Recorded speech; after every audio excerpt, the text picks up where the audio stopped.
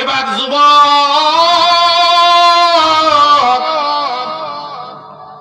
ওই মহিলার চেহারার দিকে আর তাকায় না, হাড়ের দিকে তাকায় বলতেছে, বিবি গো বলো তো এই হাড় তোমার কাছে কেন হইল?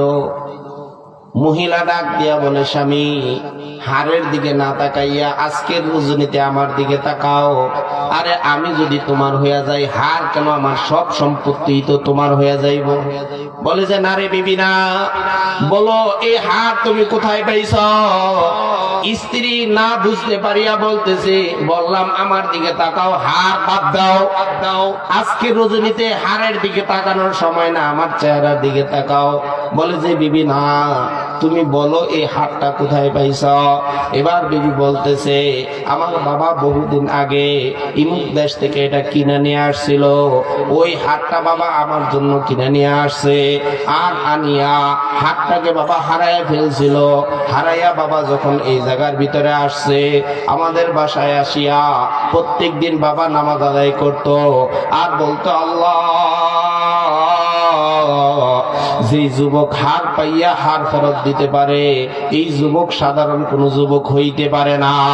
ওগো মালিক,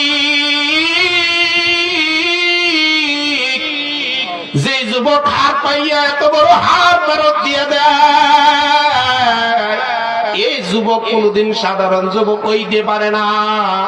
আল্লাহ এই যুবকটাকে আমার মেয়ের জন্য তুমি কবুল করিয়া নিও। এরকম ভাবে বাবা প্রতিদিন দোয়া করত। কিছুদিন হয় বাবা মারা গেছে, বাবার অবর্তমানে এলাকার মুরব্বীরা আপনার সাথে আমাকে বিবাহ দিছে। এবার যুবক চোখের পানি ছাড়িয়ে দিয়ে বলতেছে, আল্লাহ তুমি দাও গো মালিক, দাও, এমন ভাবে দাও কল্পনা করা যায় না। আমি তো শুধু হাড়টাকে ফেরত দিছি গো আল্লাহ, আর তুমি তো আমাকে হারও দিলা, হারের মালিকও আমাকে দিয়া দিলা। আল্লাহ আল্লাহ, হারও দিলা, হারের মালিকও আমারে দিয়া দিলা। আল্লাহ তুমি দিলা তো এমন ভাবে দিলা। এবার যুবক চোখের পানি ছাড়িয়া দিয়া বলতেছে, বিবি গো তোমার গলার ভিতরে যে হার, এই হারটা কার, কে পাইছিল তুমি কি জানো?